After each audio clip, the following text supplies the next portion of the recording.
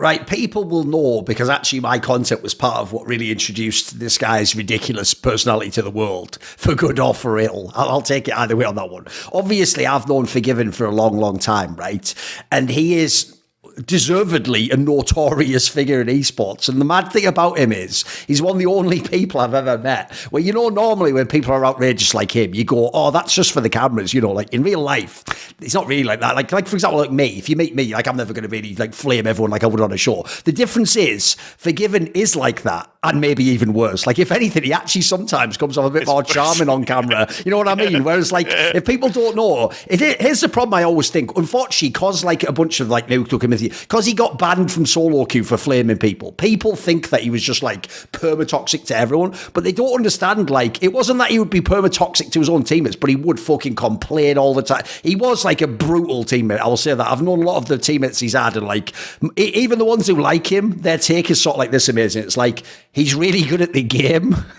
And then that's it. Like they never say like, and he was a cool guy. They're all sort of like, but he was good at the game, and he did want to win in that. You must have a story. Like I'm sure when you first meet this guy, when you first play the first game. Also, spoiler: Jungler's got it the worst on his teams as well. Like this was the guy where people know the stories. Like he wasn't even the guy like gank for me. He was like, why would you even gank there? You know what I mean? Like he sounded like such an unusual cat. So what was your experience like playing with this guy, meeting this guy? I'm trying to figure out what. Okay, so the first time we must have met was in Paris, I think, for Gaming Week, and I mean, but the stories that I truly remember were the ones when we were in the gaming house in Bad Honnef, when we finally had a gaming house, and it's that he was always at his PC. He never did anything else, and sometimes went back to his room to sleep. That was it.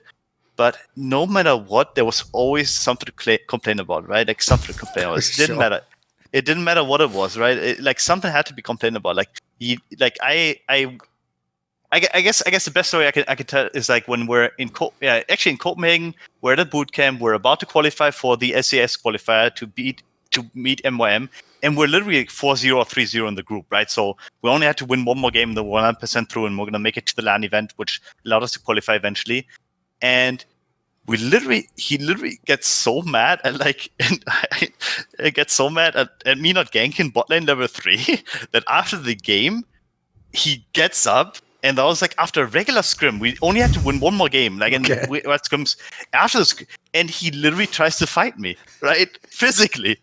He's like, why do you not fucking gank bottom? And you're like, why don't you do that? Why don't you, like, you're supposed to be here and here, like I'm like, dude, I'm not gonna do that. I had different plans in that game. I told you before the game, whatever it is, and we had this discussion. And at some point, we just stand in front of one another, like kind of like. I mean, I'm like a 19-year-old kid. I was a bit bigger at the time. Like, I mean, kind of like now, I guess, compared to FORG1VEN, was always a bit scrawny. But like standing in front of one another and pretending we're in a fight, right? And our owner had to step in, and it was just ridiculous to think about because we're arguing about a video game, and like none of us were actually wrong or right, but we had no mediator, right? So, like we're just we had to mediate ourselves. But I don't know, Costas and I would always say that, and like the good player is not really that what I'm thinking about. But I think outside of the game, he's a good person. Like I do think that he has certain ambitions and certain like problems, whatever, that many people may not know about, and he might have to share for himself at some point. But it never seemed like that he was doing anything out of anything but his own. It's kind of like a misguided drive to win, right? Like he really did want to win. Not even that. Like I mean, he kind of had a bit of a self-destructive personality, like I would say, and he still has it. And I don't think it's necessarily about him just wanting to win, but I think he just really wanted to succeed, and but it also like to kind of stay true to himself and kind of stay true to his. It felt like more of a family thing, to be fair. Like that's at least my understanding. I'm Put not it this sure way, I'll give you like a quick anecdote that'll explain that I think you're talking about. Like, I've asked him over the years, even like during like his prime years in the games, there would be times where the most famous example is like where you just wouldn't play like Sivir or Kalista, right?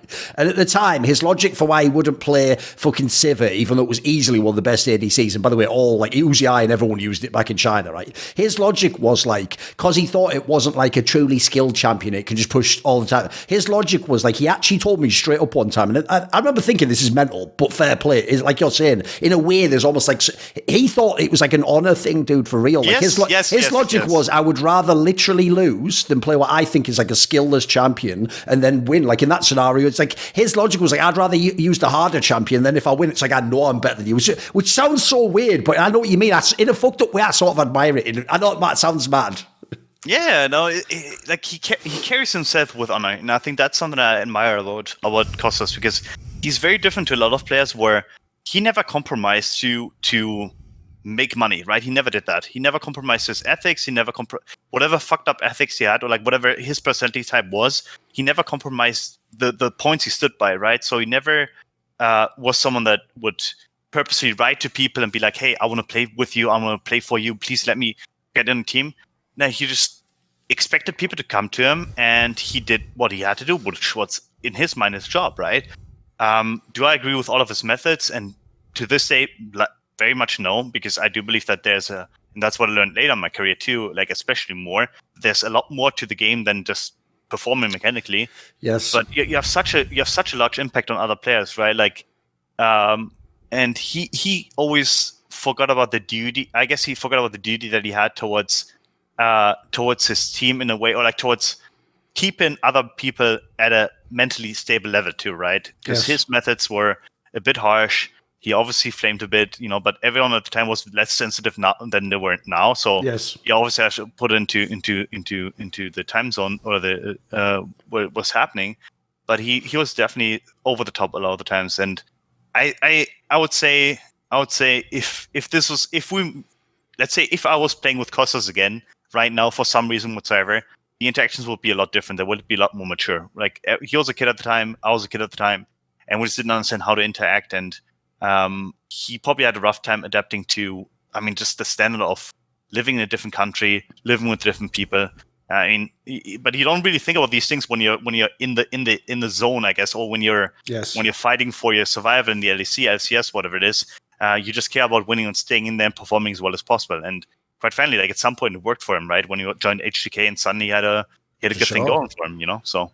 By the way, the other reason why FORG1VEN got to have this like crazy like entrance to the LEC, was EULCS back at the time, and became this like iconic figure who was simultaneously like, Europe's problem child, but also like sometimes the best player, is because the hype wasn't over. I know fans and Americans always thought this, like they always thought like he was overrated. It's like, bro, that's how I know you don't know what the scrims were like. Because mate, some of the stories, the joke is he was like the stereotype in scrims. Like, he'd just have the lane perma-pushed. Like he doesn't care if the other junglers calm in, like all that shit's real, like that he wants to win 2v3. Like he had such a crazy mindset for the game, but the point was at the time, it's kind of like you with the jungle. In Season 4, if you really could do all this shit and be mechanically as proficient as you could be way better than even the other like EULCS ADCs, right?